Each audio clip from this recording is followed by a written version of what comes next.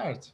Welcome everyone for another episode of Confabulating, today with one of the winners of our call for papers, so Morgana, Lisi, welcome. Hi, thank you. And congratulations as well. Morgana is currently a candidate for the PhD in Global History of Empires at University of Turin, Italy, and for a research fellowship at Luigi Einaudi Foundation, also in Turin. Her research interests are Latin American history, global history, intellectual history, history of knowledge, colonialism, and decolonization. She has a master's degree in Area and Global Studies for International Cooperation, Latin American Studies at University of Turin, where she graduated this year with a thesis, Rethinking Nationalism in Late-Colonial Spanish America, 18th-Century Jesuit Narrations of the Chilean Patria, with Professor Federica Morelli and Professor Mark Thurner as supervisors. She also studied abroad for 6 months at University of Santiago de Compostela in Spain, thanks to the Erasmus program. So welcome once again, Morgana. And Morgana won the call for papers with the subject Garden of America, Nature, Wonder, and Nationalism in the 18th century Creole Jesuit Narrations of Chile. And I will pass now to Morgana, that I think she has a small presentation for us, yeah? Yes, thank you, and thank you everyone for this opportunity here tonight. I really appreciate it.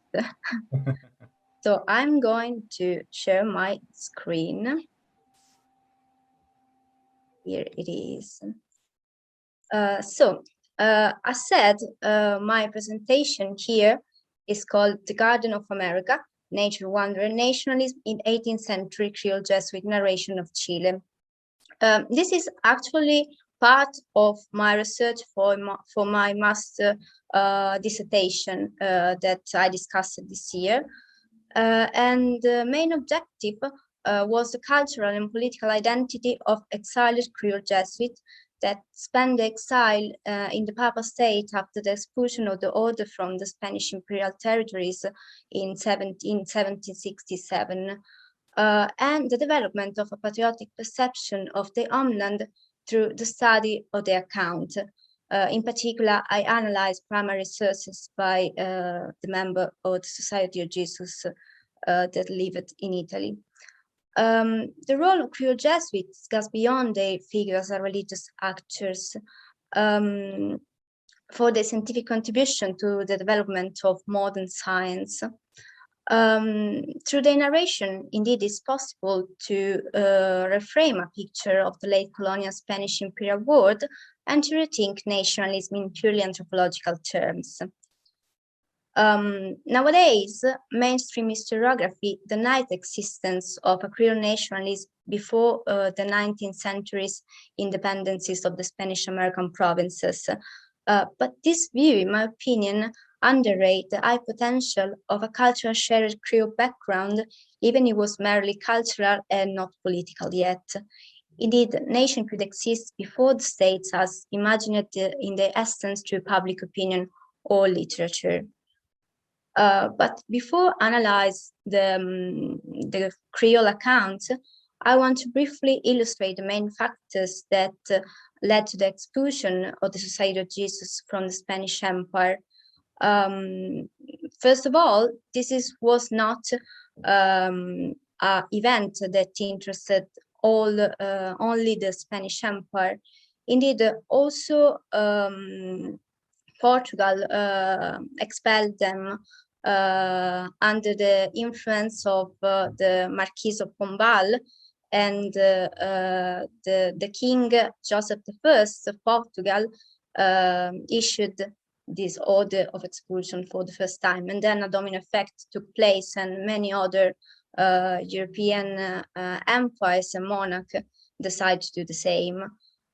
So this event can be read as the effects of the reevaluation of the church role within the Ancien regime societies, as well as the penetration of enlightenment and modernity in such societies, and of political interests, because Jesuits were saw as too powerful on economic and political level for the high level of independence and autonomy they gained in their mission in the American colonies. So this eventually led to the exile of the Society of Jesus. And in the Spanish Empire, this happened in 1767. Let's start to analyze the study of the Creole Jesuits account. I analyze natural history's account. Natural history are usually description of geography, flora, fauna, and of indigenous people of the place described. Indigenous people, indeed, in that period were also included in the description of the environment. So they were like evaluated in this context as part of the fauna. The Creole Jesuit on which I focused my study are Juan Ignacio Molina and Felipe Gómez de Vidare. In their in their accounts, it is possible to identify a shared cultural and intellectual identity shared by these two authors. Indeed, their accounts are the perfect apology of the Chilean singularity and beauty. In their narration, it is possible to identify rhetorical devices as the hyperbole, the comparison, the parallelism, and the main theme are the astonishment, the surprise, and wonder that constitute the backbone of their narration. But let's analyze Molina and Vidara separately. Molina was a naturalist, and his work substantially contributed to the development of modern science, also for coining a taxonomy for items not included in the classification by Linnaeus, and his theories about evolution forerunner those by Charles Darwin. So its relevance in today's European scientific panorama of the 18th century is widely recognized. And also Alexander von Humboldt asking him for a meeting when he was in Bologna at the beginning of the 19th century, but Molina refused. In il first work, Compendio della storia geografica, naturale e civile del Regno del Cile, that he wrote in Italian, so for me it was quite easily to understand it and study it. Molina criticized the superficiality and the erroneousness of the existing account about Chile. Indeed, I wrote here a quote that, in my opinion, summarizes his thinking that is contained in the compendium. I'm going to read it. I saw and I examined for myself most of the things I write. This thinking could be placed in a wider framework of analysis that Cañizares Guerra called patriotic epistemology in his work How to Write the History of the New World, and also in the less recent book by Antonello Gerbi, The Dispute of the New World, in which Gerbi explored the dispute on the supposed degeneration of the American land and of American people that many European intellectual and philosopher supported during the 18th century, even if they never set foot into the American land. And the defense that the Creole or Spanish people actually wrote as an apologia for the defense of their patria. Here's two more quotes that, in my opinion, underline the exceptionality and marvel that is contained in the work by Molina. Chile is one of the best countries of America. The beauty of its sky, the benignity of its climate, the fertility and richness of its soil give it considerable advantages over the neighbor countries. This country, Chile, is like Italy, namely the Garden of Southern America, where everything that one could desire to conduct a comfortable life comes with the same abundance and perfection as in Europe. Here's, in my opinion, the parallelism with the neighbor country and the comparison with Europe is perfectly evident. Another work by Molina is Saggio sulla storia civile del Cile, in which he hazard, if we can say, a interesting theory.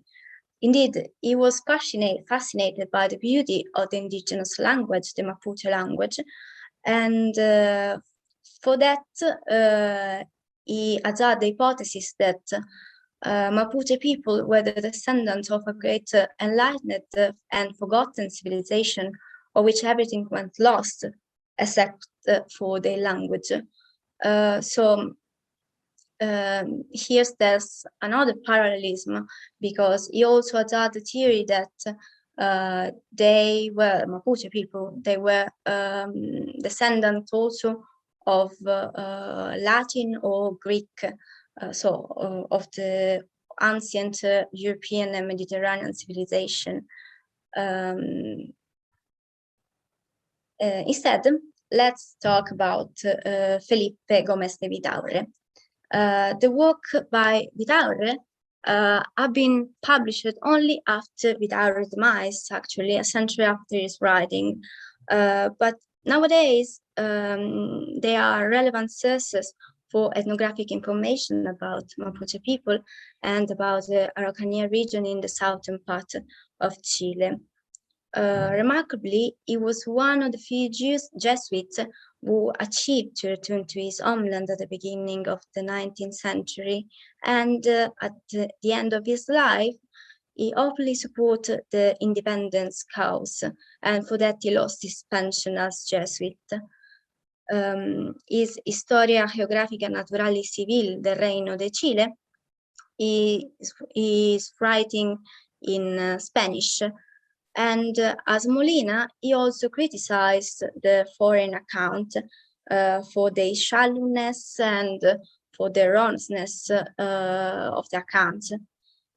Here's a quote by Vidare, in which he said that to serve the audience and to let them know my homeland in its true essence, saying that this is the main purpose that made him decide to write this work. Remarkably, Vitare decided not to include in his description the province of Cuyo, Patagonia, and Magallanes, recognizing the diversity of those people and of those land. He also firmly believed that the European imported crops improved in the Chilean soil, and this is also could be placed in the dispute of the New World that I mentioned before. And he also defended the native people actively, and he was aware of the diversity of the various ethnic groups that lived in Chile that actually lack in Molina. Here's a quote by Vidare.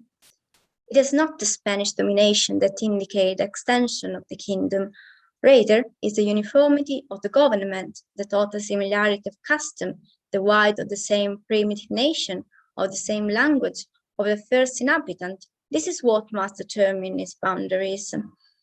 I decided to report here this quote because I think that his thinking is remarkably particular to be to be thinking, talked by an intellectual of the 18th century when native people were still considered part of the fauna, of the flora, as I said before, when I was talking about natural history's account in general and description of nature.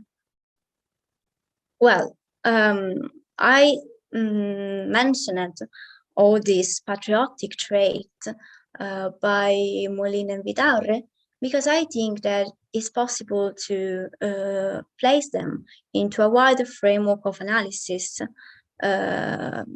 namely the nationalism in a global perspective, reframing the colonial space through nationalism, indeed.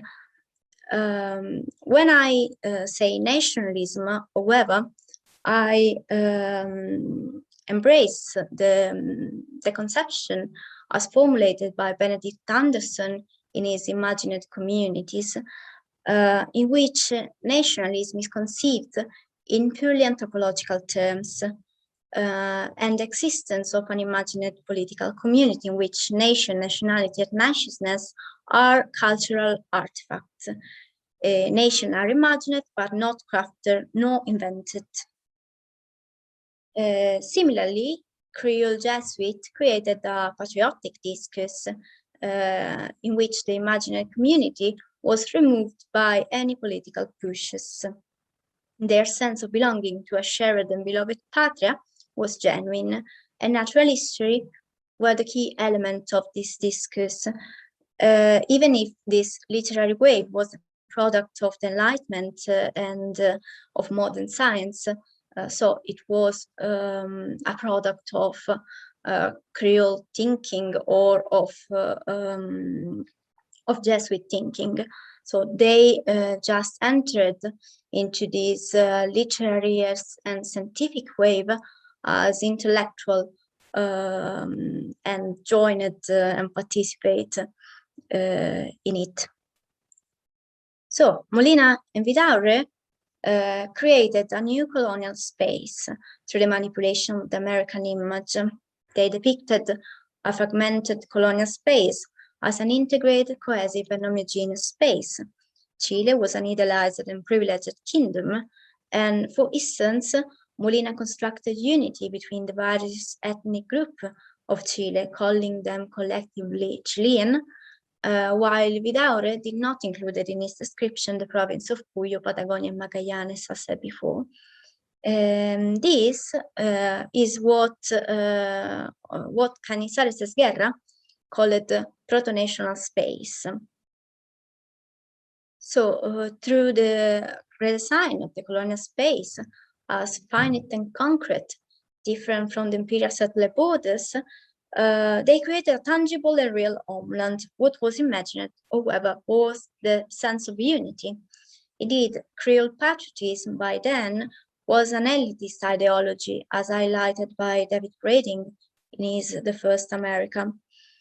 But however, even through these lenses, it is not possible to overlook to the relevant contribution that Creole Jesuit gave to the development of Creole nationalism, also for the introduction of relevant topoi that have been reused later during the independences and in the nation-state building process of the 19th century. Also for the awareness of the shared historical background they have, there is a fundamental element of nationalistic ideology. So to understand better the foundational elements of their identity, I think that we need to take into consideration their status as Creole, to understand the emerging cultural identity as social group, and also because it played a fundamental role in fashioning their sense of belonging to the colonies. Their role as a religious actor that allowed them access to high-level and classical European-styled knowledge, the penetration of enlightenment into the 18th century colonial society of the Atlantic world, and the modernity that modified the role of the clergy within those societies, reinforcing the paradigm that saw the church as the bastion of old-fashioned values. Finally, the status of exiled and displaced community that enforced the production of scientific and literary works. In conclusion, Molina and Vidare tried to overturn sedimented stereotype on American-related matters. Native were depicted as the successful of a great forgotten civilization, Creole as the most honest people on earth, and nature has been exalted beyond belief. Chile was a blessed and unique country. Their rhetoric was the gala of the new image of Chile, for it restored and triumphant entrance into the European collective imagination. Doing so, however, they let have been tempted by the use of the overemphasis and by the seed of patriotism, and they constructed an imperfect unity to the literary inventiveness. Consequently, the sentiment of attachment and territorialization to a distant land, the awareness of a shared past, and the struggles of the exile created a tangible object in their narration that it's possible to define as their patria. Thank you. Thank you. That's all. Allow me just to say that the PowerPoint is amazing. It's beautiful. Thank you. Thank you. I don't know how to interrupt. I will do it myself. Don't worry. So, okay. Perfect. And we are back. I don't know if maybe I spoke too fast. I don't know what time is it. Not at all. I will probably start by what I think it's the main question, which is, why did you choose this subject? What did captivate you to go through this road? Yes. I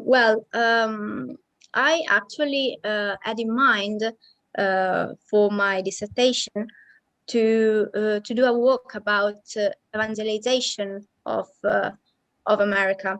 But since I studied political science for my bachelor degree, I decided to mix both of my knowledge and make a connection between the religious group, the religious order, and something more political, that is nationalism. And I was also quite surprised by the reading of Benedict Anderson that I didn't know until last year. So it was quite a surprise also for me. And I decided to understand nationalism into this framework. I prefer it because it's more anthropological, and by now there is no still a definition of nationalism shared by the academia. So I prefer to understand it in purely anthropological term to not make confusion, let's say. And you obviously, you mentioned you have two different concepts on your presentation. One was patriotism and another one was nationalism. Do you mind just to clarify the difference between one and the other for whoever is watching us to understand a little bit as well? Yes. Well, patriotism, well, they are quite similar as a concept, but what changed is the intention. Indeed, nationalism require a political project that the members of or who is joined into this thinking, let's say, want also to create something concrete, like a nation, indeed. Instead, patriotism is just the sense of belonging to a land, to a city, to a region, It can vary actually. There's no definition. Patria could be anything, could be also a neighbor. I mean, there is no quite strictly definition, we can say. So the main difference is that nationalism also imply a political project that in patriotism is not included. Thank you. Peter. Thank you. That's really fascinating stuff. So one thing which really interests me is, do you know if the sort of texts and writings about sort of the way that Chile was seen by sort of Jesuits in exile, did that have a bearing on sort of later nationalist movements and Chile's attempts to break away from the Spanish Empire? Not at the moment. I mean, the 19th century's independencies are of political interest. And by then, in the 18th century, there was not a political project, and Creole Jesuit were not part of any of that. Their identity is more like intellectual, is something that remained intellectual, even if, as I said before, Vidare, the second Jesuit that I analyzed, supported the cause of the independence at the end of his life. But before the 19th century, before the real independence, there was not a political project by these authors or by the member of the Society of Jesus, neither by someone else, we can say. Oh, thank you. That's interesting stuff. Yeah. And do you sort of get a sense that did the sort of later idea that developed, excuse me, sorry, of the Chilean nation, was this similar to the way that it was presented in these Jesuit texts, or did it take on a slightly different character as a excuse me, sorry, as a result of being part of a slightly different movement away from that sort of intellectual development? Could you repeat, please? I didn't understand well. Sorry, yes. So I suppose in light of that, I'm sort of quite interested to sort of think about a bit further the sort of if there were sort of any links between the developments of Chilean nationalism later on and those sort of intellectual cultures that came before that. Did the sort of nationalist movement take on a slightly different character, or did they sort of go back to sort of that idea of connecting sort of the land to sort of the people and the idea of the patria? Yes, the description are quite idealized, I said before. So Chile was a privileged kingdom in the narration, but nature was the central element on which the patriotism is based and constructed, because they also had a sort of emerging Americanism toward the American land that was made worse, if we can say, by the exile, because maybe if they remained in Chile, this wouldn't happen. I mean, they wrote about it in that way, with that fervor, because they were a displaced community.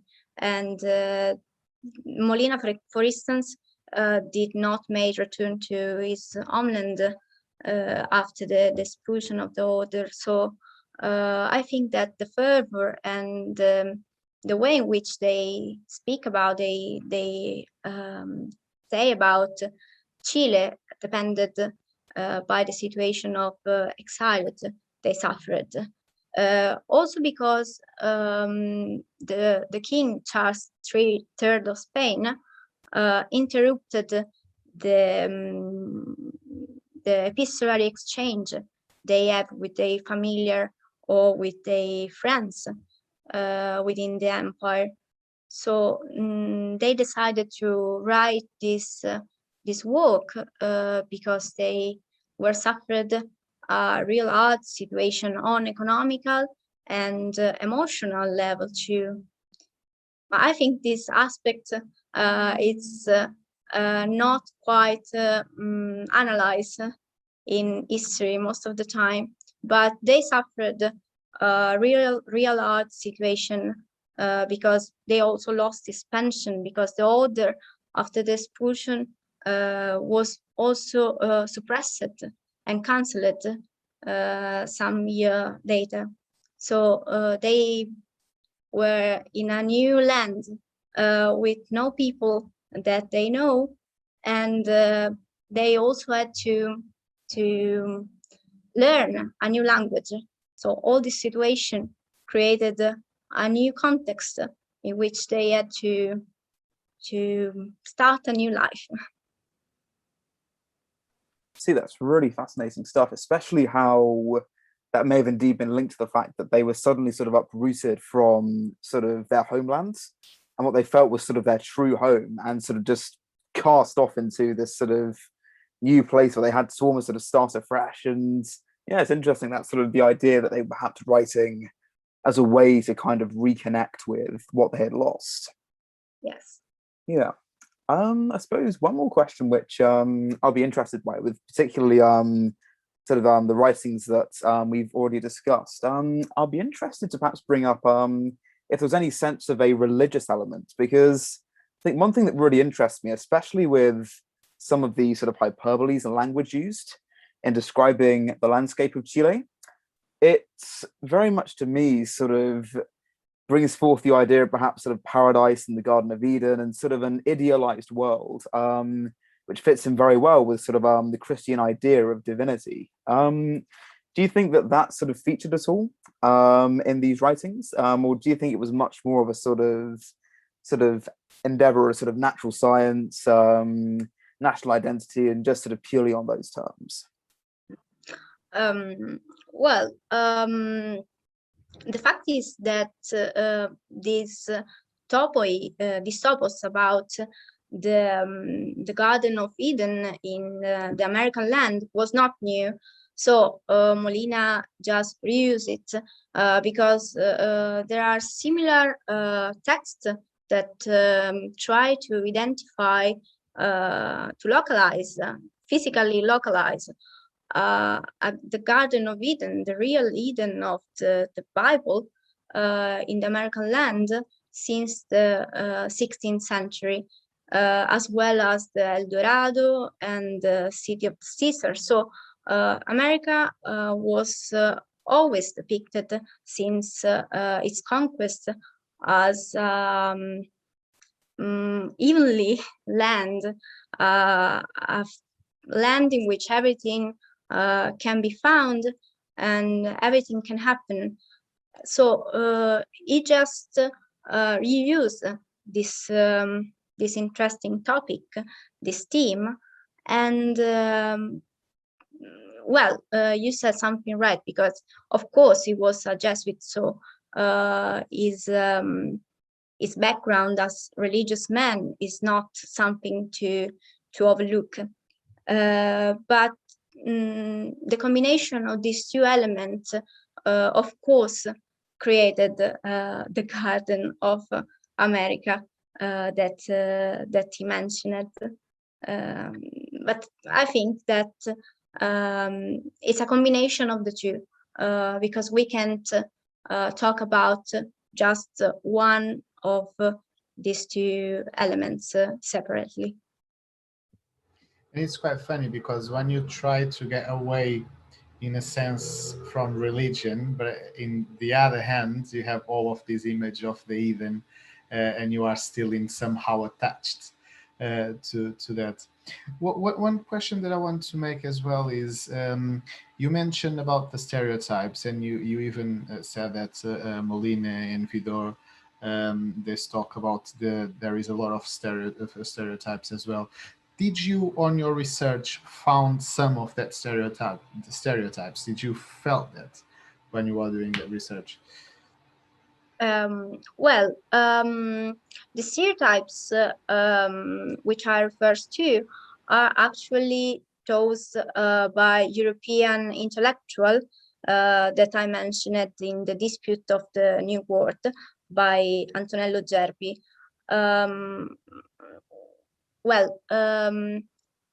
He explored all the stereotypes and the apologies by the Creole that responded, that replied to the accusation about the supposed degeneration of the American land and of American people that was due to the climate, actually, for many of them. One of the greatest supporter of this theory was Buffon, the French intellectual and scientist.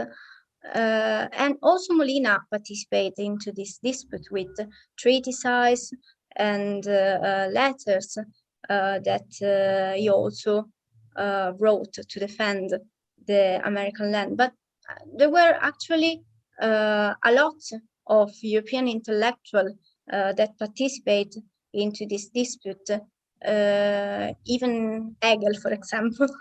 So it was not something relegated to low rank intellectual, we can say. It was something that was sedimented into the European collective imagination, especially when these people did not have the opportunity or didn't want to go to visit America. So nowadays is quite easy to go and visit those lands, but in 18th century it was something that common. So it was easier to just stay at your desk and write something about a place in which you never have been, just because you are convinced about it or because you read something similar about it. So Molina and Vidare are quietly, actively committed to change the stereotype because they were American. So they knew that people there were not degenerated, and that flora and fauna was really beautiful, and it was even better than Europe, as they say many times. And obviously, I like to make some questions when we have someone who is like on the process of research that I think it may be helpful for, because obviously a lot of students watch what we do as well. And I will probably ask, what was the most or the biggest difficulty did you find during your research project? What was the big thing that made you feel, whoops, this is not as easy as it seems? Yes, I actually done my research during the COVID crisis. So it's obvious to say, but I was not able to go to many libraries and archives that I wanted to consult and visit. So I had to recalibrate my object of the research, and fortunately I found a lot of archives online that made the source available to consult it. But I was lucky because Molina and Vidare wrote in Spanish and in Italian, and I both speak those languages. So for me, it was quite easy to read these primary sources, and I was quite lucky for that.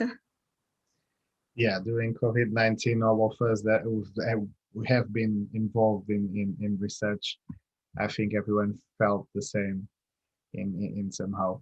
In terms of the conclusions that you've done on this research project, or your which in a sense, can I say it's basically the same what you have done in terms of your thesis on your master, or it's slightly different from you have done on your master degree? No, it's quite the same. But right now I'm working about something different, about the decolonization process of the American provinces, and the link between natural history and the decolonization process. Because in my opinion, it also helped this process through the decolonization of knowledge. So in this perspective, I think it's quite interesting to analyze the connection that this science that was actually taught originally as an imperial instrument to better map, govern, and rule the American provinces, became in the 18th century a Creole instrument to express their patriotism and to talk about finally about their land. So I think that there's a huge connection between these two disciplines. And for my paper and also for my dissertation, I wanted to add these elements, but I couldn't have the chance for time and for space. So, Peter, you have a question, right? Thank you. Yes. I was wondering if it's all right if you could please expand on what you think the advantages are of this particular approach to nationalism, especially as sort of a way of responding to sort of colonial ideas about a state that's sort of been treated in this sort of way. It seems to me that one of the sort of great things that a lot of these writers did was sort of they started to, I suppose, in many ways uncouple sort of the way that Chile was sort of seen and perceived and expressed through sort of distinctly colonial terms, and sort of just seen as this sort of colonial aperture of Spain. So yeah, would it be okay if you maybe expand on perhaps the sort of the opportunities that this approach can provide with sort of, you know, sort of ideas of sort of nationalism and sort of unhinging that from sort of colonial perceptions of a country? Mm-hmm. Nationalism is a complex phenomenon. For that, I decided not to focus too much on that on my research, because that would necessarily be another research of years, I think.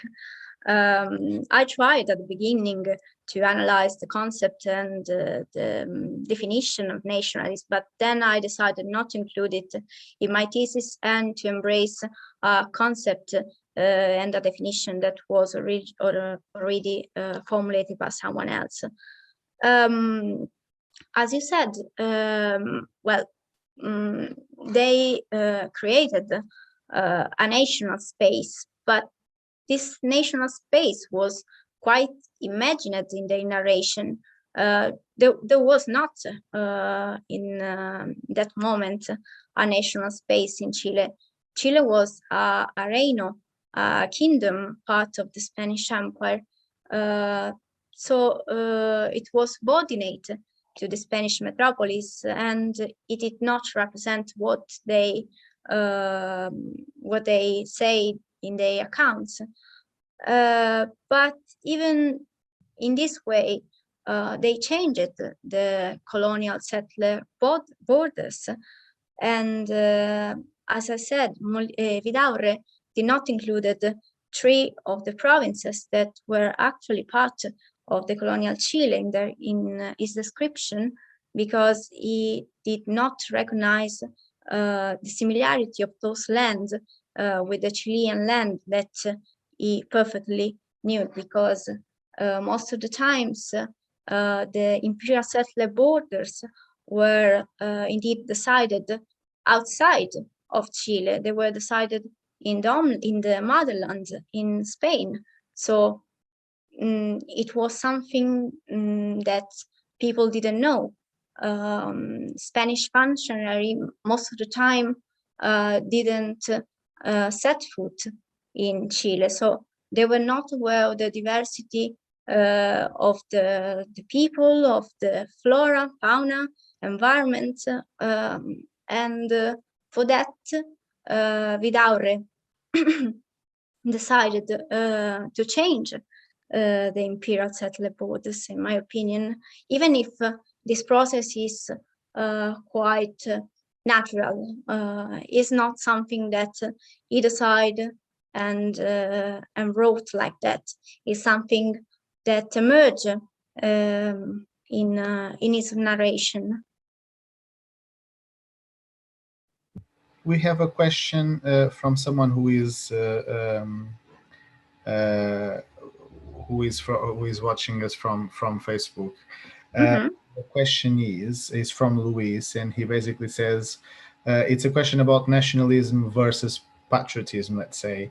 There is a 20th century Portuguese political thinker who was persecuted by the dictatorship, who once said that at the beginning, nationalist is bad because then we are being superior to the others. But at the same time, we don't like ourselves, while being patriotic is good because then we'll learn to like ourselves and learn to like the others. Do you think this could be true from what well, yes. If we understand nationalism as the 20th century ideology, yes, but the nationalism I refer to is an intellectual nationalism, an anthropological nationalism that not imply a political project, as I said before. So this different, it's okay if we talk about current nationalism, recent nationalism, but this movement, this intellectual movement to which I refer to, are quite different in nature and in their essence. So this distinction is between patriotism and nationalism is quite soft, if we can say. It's not something that imply a political project, and all that nationalistic ideology most of the times carry with it as violence or fear of the others, or I don't know, bad I don't know how to say it. A bad combination of thinking and behavior is not included in the thesis that I elaborated about nationalism. We are obviously approaching to the end now. Would you like to do any final remarks about your project? And I will maybe ask if the conclusions that you made from the research you've done, there is any path that you will follow next.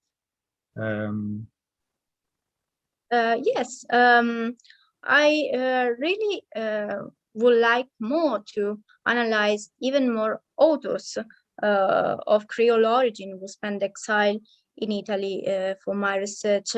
But as I said before, unfortunately, I didn't have the time and the opportunity to do so. But there are many Creole Jesuits who did and think and wrote the same as Molina and Vidara. So they are not the only representative of this school of thought, of this thinking. They are just the representative that I choose for my research. And in all of their work, it is possible to identify an emerging Americanism toward the American land that is not just about their homeland, but it's about America in its whole essence. The whole continent is their patria when they are exiled. So Chile is America and America is Chile. There's like a mechanism of identification of these two objects, like if it's one. And this is quite interesting for me. I would also like to analyze this phenomenon about this emerging Americanism in their work, in their narration soon. Good. And may I ask if the research you've done, so have you published or it's not published yet? No, it's not published yet. I'm waiting for a publication for a journal to which I sent my paper, but I don't know yet if they are going to publish it. I was asking that just in case that someone is interested to know a little bit more about your project, to know where to go. But in that case, if someone just search for Morgana on social network, they will probably find. She's on our group as well. So any question you probably can direct to her. And thank you so much for your time today. Thank you for applying for the call for papers, and thank you so much for your presentation as well. Thank you. Thank you to all of you. Thank you. And thank you for everyone who is watching us, and until our next confabulating. Thank you so much. Good night. Thank you. Good night.